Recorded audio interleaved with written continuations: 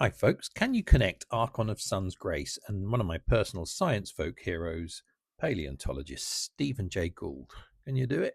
Well, the Archon has, while on the battlefield, your Pegasus creatures get +1/+1 and gain lifelink, and Constellation create a Pegasus token. So we're not quite there yet to Stephen Jay Gould, but we're getting there. Quick reminder about Constellation. That triggers whenever you cast an aura spell or an enchantment enters the battlefield under your control.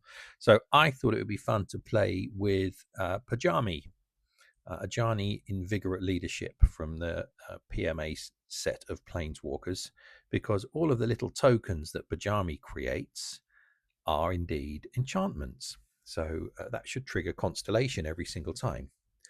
And we should be able to have a look at our Pegasus token, which, by the way, is the real subject, of course, of this video today. So let's get around to it. We've got a nice landfall there, and we can get our Archon into play. This is from Theros Beyond Death, and Pegasus is a unique token. Nothing else creates the Pegasus token. So it's a nice, unique thing. There's the Archon. We played an enchantment card and got our first Pegasus down. There we go, and it gets +1 and +1 and lifelink from the Archon. And some little boosts from different things going on here. Right, let's see what else we can do. We've got our A1 fired up with Pajami as well. So what have you got rid of? Oh, that's all right. Phew, you got rid of the cat soldiers. Let's play our A1 here. There we go. So each of these 4 enchantments should each generate a Pegasus token. Lovely. Isn't that nice? So you can see, even though it's a unique token and only one card creates it, it's actually potentially quite stackable, isn't it? If you could get it into a loop deck maybe, and you're playing enchantments, maybe Prism Array, that's an enchantment, and Banishing Light. Prism Array and Banishing Light. There's a nice pair of enchantments. Get into a nice loop, and you'll make loads of Pegasuses. Right, there we go. So we'll get round to our next term, and we better have a look at these tokens, because that's what we're here for. And we'll start shrinking the gap between Archon of Sun's Grace and Stephen Jay Gould. Have you worked it out yet? I'll give you a clue. New York. No, not there yet. Okay.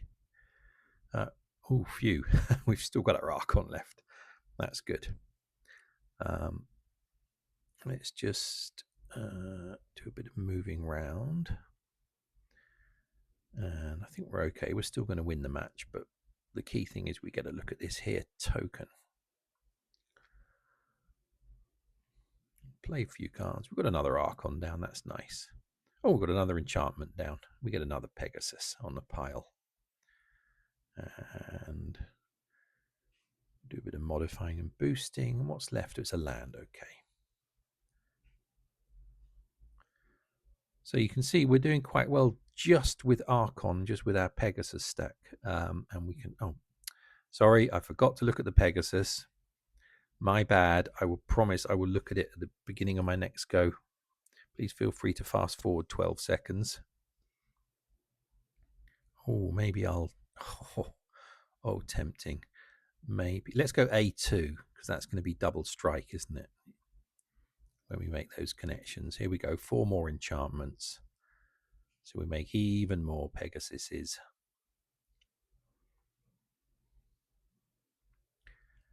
There we go. Nice big stack of Pegasuses. Right, let's have a look at Pegasus now and stop messing around. Pegasus, it's rare. It has flying. Remember, the lifelink comes from the Archon of Sun's Grace that creates it. It's 2/2. I've got 11 of them here, and it's had a number of different little boosts and buffs. It's white and has the creature type Pegasus, and that's it. It's unique is the key thing. You can't make a massive stack of them unless you're putting it into some kind of loop or deliberately putting a lot of enchantments into play. I think 29/29 lifelink flying is pretty decent. Let's have a look at the artwork and see if we can close this gap to Stephen Jay Gould at last. And there it is, really nice, very, very American styled. That could be in Colorado with all that red rock, couldn't it? An American styled Pegasus, not your classic Greek one. This is by Lars Grant West. We haven't met him yet in this series. 169 cards in Magic the Gathering, including one you may have heard of called Galter. Yes, the Galter, the one that everyone complains about in current standard. What's clever about that? Lars is from New York, spent his childhood going to the American Museum of Natural History looking at dinosaurs, where paleontologist Stephen Jay Gould worked. There we go. We made the link. Isn't that really, really cool? So that's probably why Lars really enjoyed drawing Galter. Galter, by the way, we'll just see this through to the end and see Greg off. Galter in paper is mad. When it comes into play, you can put any number of creatures from your hand onto the battlefield. You go, you think it's mad in Magic Puzzle Quest. It's pretty mad in paper. And that's the end of Greg with the Pegasus token.